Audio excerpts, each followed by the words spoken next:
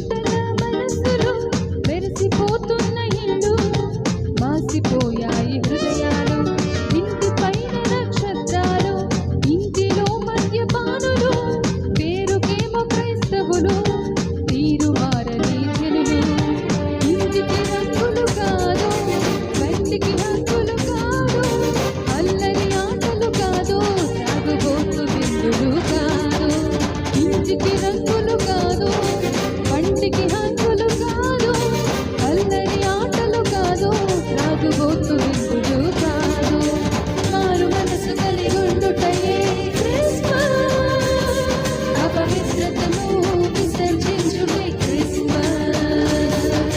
దైవ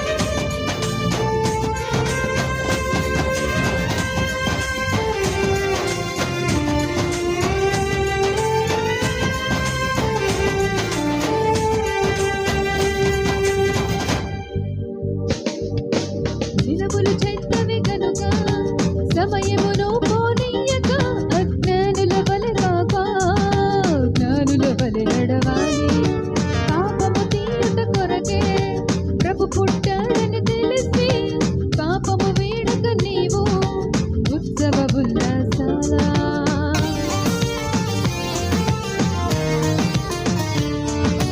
దినములు చెడ్డవి గనుక సమయమును పోనీయక అజ్ఞానుల వలె కాక జ్ఞానుల వలె నడవాలి. పాపము తీయుట కొరకే ప్రభు పుట్టాడని తెలిసి పాపము వీడక నీవు ఉత్సవ ఉల్లాసాల. ఇంటికి రంగులు కాదు, వంటికి హంగులు కాదు, అల్లరి ఆటలు కాదు, తాగుబోతు విందులు కాదు. ఇంటికి రంగులు కాదు, వంటికి హంగులు కాదు, అల్లరి ఆటలు కాదు, తాగుబోతు విందులు కాదు. మారు మనసు కలిగి ఉండుటయే క్రిస్మస్, అపవిత్రతను విసర్జించుటే క్రిస్మస్. దైవ ప్రేమ కలిగి ఉండుటయే క్రిస్మస్, ప్రభువు కొరకు జీవించుటయే నిజ క్రిస్మస్. వచ్చింది వచ్చింది వచ్చింది క్రిస్మస్ పండుగ, మార్పు లేకుండా చేస్తే శుద్ధ దండగా. వచ్చింది వచ్చింది వచ్చింది క్రిస్మస్ పండుగ, యేసయ్య కోరింది మనలో మార్పులే కదా.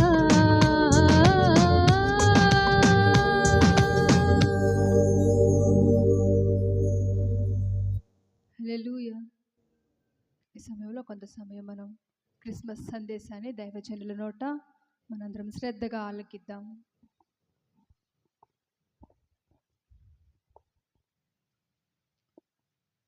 దేవునికి స్తోత్రం కలుగునుగాక. దేవాది దేవునికి మహిమ, ఘనత, కీర్తి, ప్రభావాలు కలుగునుగాక. క్రీస్తునందు ప్రియమైన వారులరా, మన ప్రభువును రక్షకుడైన యేసుక్రీస్తు ఉన్నతమైన పరిశుద్ధమైన శ్రేష్ఠ నామములో మీ అందరికీ ప్రభు పేరట శుభములు మరియు వందనాలు తెలియజేస్తున్నాను. దేవుడు తన ఉచితమైన మహాకృపను బట్టి ఈ 2024వ సంవత్సరంలో డిసెంబర్ మాసంలోనికి ప్రభు మనల్ని తీసుకొని వచ్చి ఈ 25వ తారీఖు క్రిస్మస్ కార్యక్రమాన్ని మనం జరిగించుకోవడానికి దేవుడు ఎనలేని తన కృపను మనకిచ్చారు. క్రిస్మస్ అనగానే ప్రపంచమంతటికి కూడా చాలా పెద్ద పండుగ. కొన్ని పండుగలు కొన్ని ప్రాంతాలకు మాత్రమే పరిమితమై ఉండగా, క్రిస్మస్ క్రీస్తునందు ప్రియురా ప్రపంచంలో ఉన్నటువంటి ఇంచుమించు అన్ని దేశాలలో జరపబడుతూ ఉన్నటువంటి పండుగ. అఫీషియల్గా 195 దేశాలు ప్రియురా ఈ పండుగను నిర్వహించుకుంటూ ఉన్నట్టుగా సమాచారం. అట్టి పండుగలో మనము కూడా పాలిభాగస్థులమై ప్రభుని స్తుతించడం అనేటటువంటిది ఈ 2024వ సంవత్సరంలో దేవుడు మనకిచ్చినటువంటి గొప్ప ఆధిక్యత. క్రిస్టమస్ అలాగే కొంతమంది పలకటం రాక కిస్మిస్ అని కూడా అంటూ ఉంటారు. ఏదేమైతేనే క్రీస్తు మన కొరకు జన్మించినటువంటి పర్వదినం ఈ దినాన్ని బట్టి మనం అందరం కూడా ఎంతగానో ప్రభుని స్తుతిస్తూ ప్రభు నామాన్ని మహిమపరచవలసినటువంటి వారమై ఉంటూ ఉన్నాం. ప్రియులరా, క్రిస్మస్ అనగా వాస్తవానికి క్రీస్తు పుట్టిన రోజును అర్థం ఇవ్వడం లేదు. క్రిస్మస్ అనగా క్రైస్ట్, మాస్ అనగా ఆరాధన, క్రైస్ట్ అనగా క్రీస్తుకు చేసే ఆరాధన, క్రిస్మస్. ఎప్పుడూ మనం ఆరాధన చేస్తూనే ఉంటాం. నిజ క్రైస్తవునికి ప్రియులరా ఎప్పుడూ క్రిస్మస్సే. కానీ కొంతమంది నామకార్థ క్రైస్తవులకు ఈరోజు మాత్రమే క్రిస్మస్ అనేది ఒక పండుగలాగా మనం చూసి మనము ప్రియులరా దాటిపోతే దాని వలన మనకు ఆశించినటువంటి ఆశీర్వాదం ప్రతిఫలం మనకు కలగకపోవచ్చు. 2024 సంవత్సరాల క్రితం మన ప్రభు అయిన యేసయ్య సర్వలోక పాప ప్రక్షాళన నిమిత్తమై పరలోకమును విడిచిపెట్టి భూలోకానికి శరీరధారిగా ఆయన దిగి వచ్చినటువంటి రోజు. ఆ రోజు ఆ కార్యం జరుగునట్లు ప్రియులరా బైబిల్ గ్రంథంలో జరిగినటువంటి కొన్ని సంఘటనలను మీ దృష్టికి తీసుకొని రావాలని ఈ క్రిస్మస్ పర్వదినాన నేను ఆశపడుతున్నాను. క్రిస్మస్ అనగా క్రీస్తు ఆరాధన, క్రీస్తును ఆరాధించుటయే క్రిస్మస్. క్రీస్తును ఆరాధించుకోకుండా ఇంతకుముందు పాట మనం విన్నాం కదా, జస్ట్ ఇంటికి రంగులు, ఒంటికి హంగులు, పిండి వంటలు, వినోదాలు, ఇంటిలో బార్లు, ఇంటిపైన స్టార్లు, డెకరేషన్స్. కేవలం ప్రియులరా, ఇది మాత్రమే కాదు క్రిస్మస్. అది పండగ వాతావరణం అంతే, ఒక్కరోజే పండగ. కానీ దేవుని పిల్లలంగా నిజంగా క్రిస్మస్ అనగా క్రీస్తును ఆరాధించే వారంగా గనుక మనం ఉండగలిగితే ప్రతిరోజు పండగే. అప్పుడే అది నిజమైన క్రిస్మస్, అప్పుడే నిజమైన క్రీస్తు ఆరాధన. ఆ ఆరాధన జరుగునట్లు క్రీస్తు జన్మించిన ఆ పర్వదినాన్ని జ్ఞాపకం చేసుకుంటూ ఆయనను ఆరాధించడానికి, లేకపోతే ఆ కార్యము అంటే క్రీస్తు జన్మ జరుగునట్లు ఆ కార్యము కొరకు రూపుదాల్చడానికి ప్రియుల పరిశుద్ధ గ్రంథమైనటువంటి బైబిల్లో కొన్ని సంగతులు మనము జ్ఞాపకం చేసుకోగలిగితే క్రిస్మస్ మనకు ఒక ప్రత్యేకమైనటువంటి పాఠాన్ని మనకు నేర్పిస్తూ ఉంది. అంటే క్రిస్మస్ అంటే పండగ అని కాదు నా ఉద్దేశం. క్రీస్తును ఆరాధించినటువంటి వారి జీవితంలో ఉండవలసినటువంటి కొన్ని అనుభవాలు ప్రియులరా, వాటిలో కొన్ని విషయాలు ఈ సమయం మందు మనం జ్ఞాపకం చేసుకోవడానికి ప్రయత్నం చేద్దాం. ఈ పూట ఈ క్రిస్మస్ దినాన క్రిస్మస్ మనకు నేర్పేది ఏమిటయ్యా అని చెప్పేసానంటే, క్రిస్మస్ జరుగునట్లు ఆ కార్యములో పాలిభాగస్థులైనటువంటి వ్యక్తులు ఎవరైతే ఉన్నారో వారు కలిగి ఉన్నటువంటి ఒక అద్భుతమైన లక్షణం, ఒక అద్భుతమైనటువంటి స్వభావం, ఒక అద్భుతమైనటువంటి గుణం, ఏమైనా అనండి, ఒక అద్భుతం. అదేమిటంటే విధేయత. క్రిస్మస్లో ప్రియమైన వారురా, విధేయత అనేటటువంటిది చాలా అవసరం. అట్టి విధేయత కలిగినటువంటి వ్యక్తులు లేక దైవాత్మ సంబంధులు అనగా పరలోక సంబంధమైనటువంటి దేవదూతలు ఉన్నారు గనుక 2024 సంవత్సరాల క్రితం ప్రభు అయినటువంటి యేసుక్రీస్తు వారు ఈ లోకంలో శరీరధారిగా రావడానికి వారెంతో కారుకులయ్యారు. వారు అలా అవడానికి వారు కలిగి ఉన్నటువంటి లక్షణమే విధేయత. అంచేత ఈ పూట క్రిస్మస్ మనకు విధేయత నేర్పాలి. ఎక్కడి నుంచి నేర్పాలి అని చెప్పేసానంటే, బైబిల్లో కొంతమంది జీవితాలను మనం పరిశీలన చేసేదానికి ప్రయత్నం చేద్దాం. రండి నాతో కూడా కలిసి దైవ గ్రంథమైన పరిశుద్ధ బైబిల్లో లూకాసు వార్త ప్రియమైన వారు మొదటి అధ్యాయము 26-27 వచనాలను మనం ఒకసారి చదువుకుందాం. లూకాసు వార్త మొదటి అధ్యాయము 26-27 వచనాలను మనము చదువుకుందాం. 6వ నెలలో గాబ్రియేలను దేవదూత గలిలయలోని నజరేతను ఊరిలో దావీదు వంశస్థుడైన యోసేపు అను ఒక పురుషునికి ప్రధానము చేయబడిన కన్యక యొద్దకు దేవుని చేత పంపబడెను. ప్రియులరా, క్రిస్మస్ మనకు క్రొత్త కాదు. చాలా సంవత్సరాలుగా మనం క్రిస్మస్ ఆరాధన చేసుకుంటూ వస్తున్నాం, క్రిస్మస్ పండుగను ఆచరించుకుంటూ వస్తున్నాం. దానిని బట్టి నేను దేవుని స్తుతిస్తున్నాను. అలాగే మీ అందరికీ కూడా 2024 సంవత్సరపు క్రిస్మస్ శుభాకాంక్షలు కూడా మీకు నేను తెలియజేస్తున్నాను. ఖమ్మం KSPM అనగా కృపా సువార్త ప్రార్థనా మందిరం నుండి మీ అందరికీ ప్రభు పేరట క్రిస్మస్ శుభాకాంక్షలు కూడా నేను తెలియజేస్తూ ఉన్నాను. క్రిస్మస్లోని ఆనందం, క్రిస్మస్లోని సంతోషం, క్రీస్తునందు ప్రియమైన వారురా మీరందరూ కూడా నిజముగా వాస్తవముగా అనుభవించాలి అనేటటువంటి ఉద్దేశంతో ఈ క్రిస్మస్ ఆరాధనలో కొన్ని శ్రేష్టమైన సంగతులను ప్రియమైన వారులరా మనము ఆలోచన చేయడానికి ప్రయత్నం చేద్దాం. అదేమిటయ్యా అని చెప్పేసానంటే, ఇప్పుడే మన పిల్లలు చదవగా ఒక మంచి మాట విన్నాం. అదేమిటంటే ప్రియులరా, 2024 సంవత్సరాల క్రితం జరిగినటువంటి ఒక అద్భుతమైనటువంటి సంఘటన. ఏమిటి సంఘటన? క్రీస్తు ఈ లోకానికి రావడం. ఈ లోకానికి రావడానికి ముందు ప్రియమైన వారులరా ఆ కార్య సిద్ధి దేవుడు కలిగి ఉండి దాని యొక్క సంపూర్ణత లేక ఆయన కలిగి ఉన్నటువంటి ప్రణాళిక యొక్క ఆలోచన నెరవేర్పు కొరకు దేవుడు మొట్టమొదట ఆయనతో కూడా ఉండి ఆయనను సేవిస్తూ ఆరాధిస్తూ ఉన్నటువంటి ఆయన దూతలతో ఆయన మాట్లాడాడు. ఆయన దూతలతో మాట్లాడి ఆ దూతను ప్రియమైన వారు ఒక ప్రత్యేకమైన కార్యము కొరకై ఈ లోకానికి పంపినట్లుగా దేవుని యొక్క వాక్య భాగంలో మనం ఇక్కడ చూడగలుగుచున్నాం. అది ఏమిటయ్యా అని చెప్పేసానంటే చాలా స్పష్టంగా ఉంది. గబ్రియేలును దేవదూత గలిలయలోని నజరేతును ఊరిలో దావీదు వంశస్థుడైనటువంటి యోసేపును ఒక పురుషునికి ప్రధానము చేయబడిన కన్యక యొద్దకు దేవుని చేత పంపబడెను అని రాయబడి ఉంది. దేవుని చేత పంపబడెను. ప్రియులరా, పంపినప్పుడు పంపబడిన వాడు బయలుదేరి రావడం ఏదైతే ఉందో దానిలో బయలుదేరి వచ్చిన వాని యొక్క విధేయతను మనం కనుగొనగలుగుతూ ఉన్నాం. ఈ పూట చెప్పాను కదా మీకు, క్రిస్మస్ అనగా విధేయత నేర్పిస్తుంది. ఈ క్రిస్మస్ సీజన్లో మనం నేర్చుకోవాల్సింది అదే. ఏమిటి? విధేయత. ఎందుకు? విధేయత అనేది ప్రియమైన వారిలో మన విజయాలకు కారణమవుతుంది. ఏ విషయంలో మనం విజయాన్ని పొందాలనుకుంటున్నామో అట్టి విషయంలో మనం నిజమైన విజయ దుందుభి మోగించి విజయ పరంపరలతో మనం ఊరేగుతూ ప్రభు మహిమ కొరకు బ్రతకాలి అని చెప్పేసానంటే ప్రియమైన వారిలో మనకు విధేయత చాలా అవసరం. ఇక్కడ గబ్రియేలు అనబడినటువంటి దూత దేవుని యొక్క ఉద్దేశాన్ని, దేవుని యొక్క ప్రణాళికను, దేవుని యొక్క చిత్తాన్ని నెరవేర్చడం కోసం ప్రియులరా పంపబడిన వాడై ఎక్కడికి దేవుడు తనను పంపాడో అక్కడికి బయలుదేరి వెళ్ళినట్టుగా దేవుని యొక్క వాక్యం మనకు తెలియజేస్తూ ఉంది. ఎక్కడికి పంపబడ్డాడినా?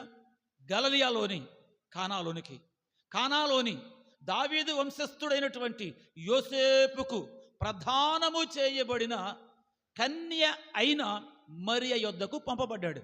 ప్రియులరా, పరలోకము నుండి భూమికేతింపబడిన తర్వాత గలిలయ దేశాన్ని కనుగొని ఆ దేశంలో ఉన్నటువంటి కానానులోనికి వెళ్ళి కానానులో ఉన్నటువంటి దావీదు వంశస్థుడట యోసేపు అనే నామధేయుడట అతనికి ప్రధానము చేయబడిన కన్యక అయిన మరియ యొద్దకు పంపబడెను.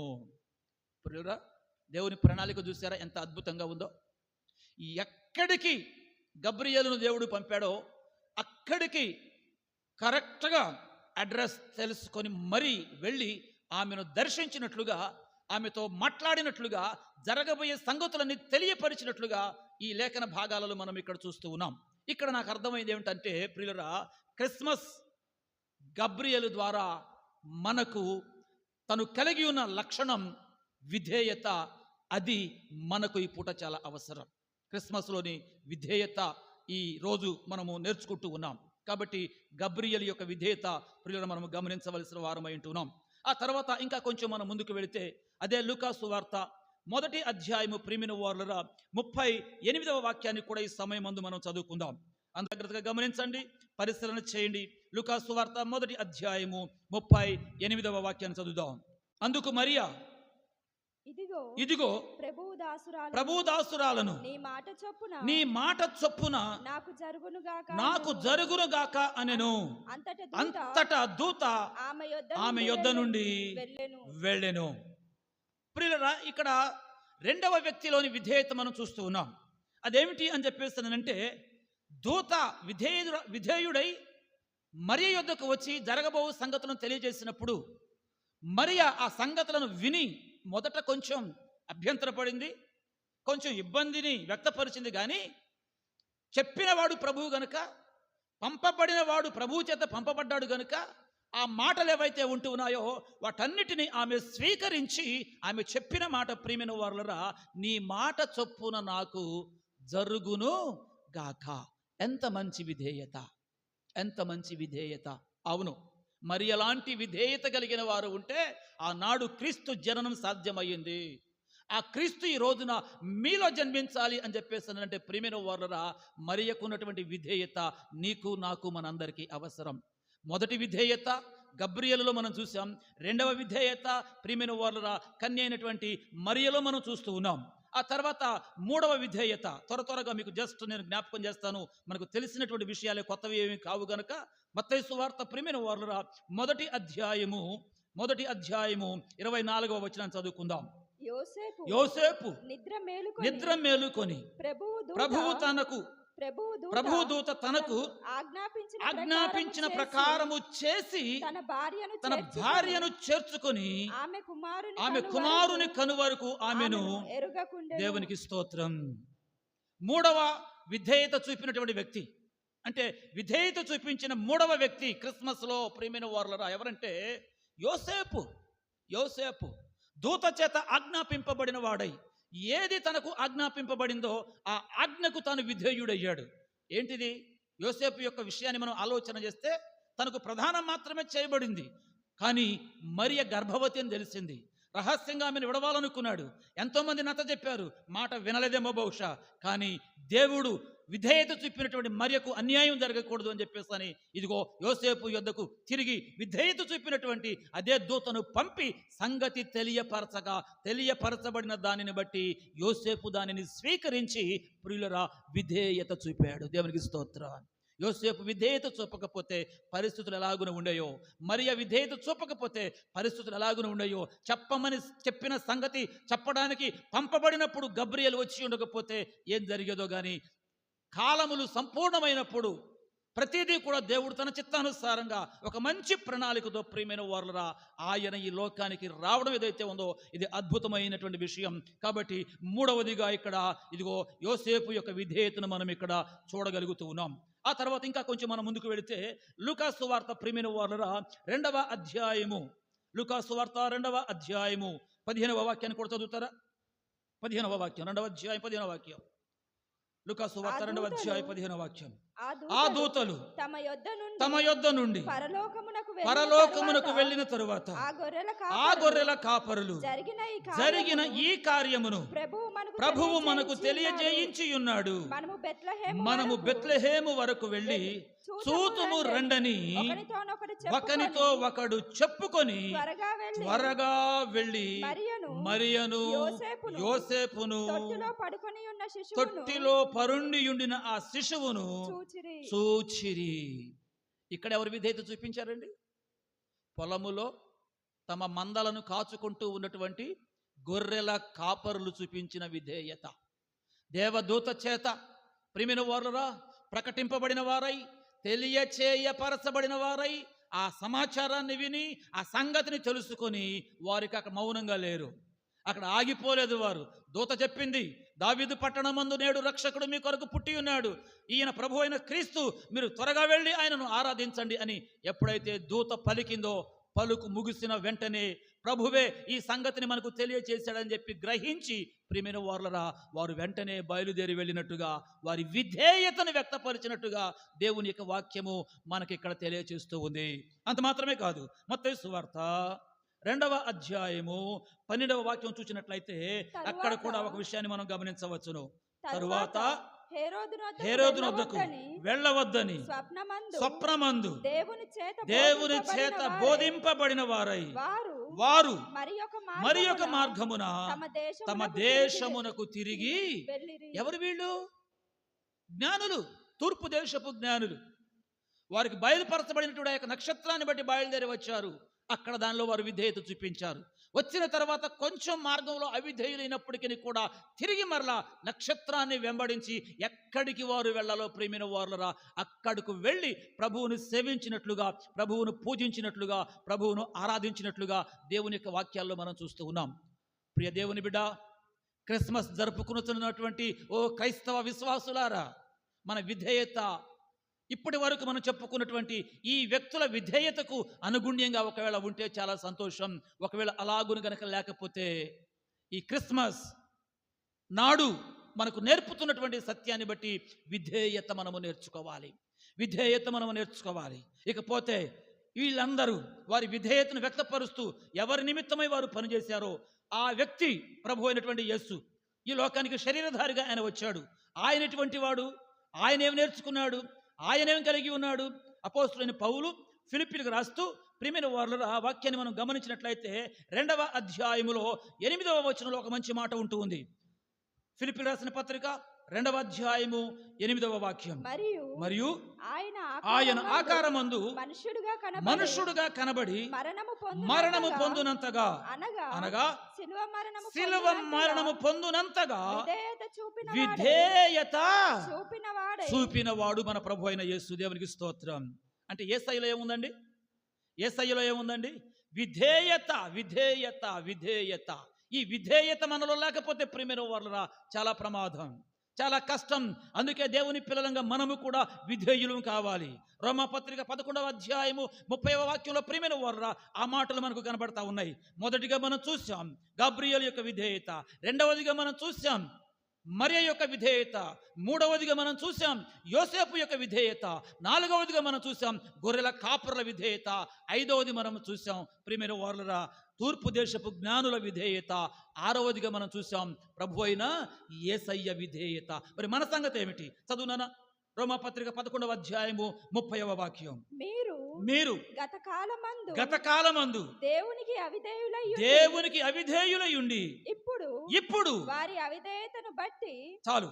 గత కాలమందు మీరు దేవునికి అవిధేయులు, కానీ ఇప్పుడు దేవునిని మీరు కలిగి ఉండగలిగితే, దేవుడు మీ హృదయంలో జన్మించినట్లుగా మీ హృదయాన్ని ఆయనకి ఇవ్వగలిగితే మీరు విధేయత చూపిన వారు అవుతారు. మీరు విధేయత చూపిన వారైతే దేవుడు మిమ్మలను దీవిస్తాడు, దేవుడు మిమ్మలను విజయ పరంపరలతో ఊరేగింప చేస్తాడు. అట్టి కృపలో మీరందరూ త్వరతూగుతూ ప్రభువుకు మహిమకరంగా ఈ క్రిస్మస్ జరుపుకొని నిజమైన క్రిస్మస్లో ఆనందాన్ని అనుభవిస్తూ ప్రభు రాజ్యానికి వారసులు కావాలని కోరుకుంటూ మిమ్మల్ని అందరినీ దీవిస్తున్నాను. దేవుడు మిమ్మల్ని సమృద్ధిగా దీవించును గాక. ఆమేన్. మరోసారి క్రీస్తునందు ప్రియులారా మీ అందరికీ 2024వ సంవత్సరం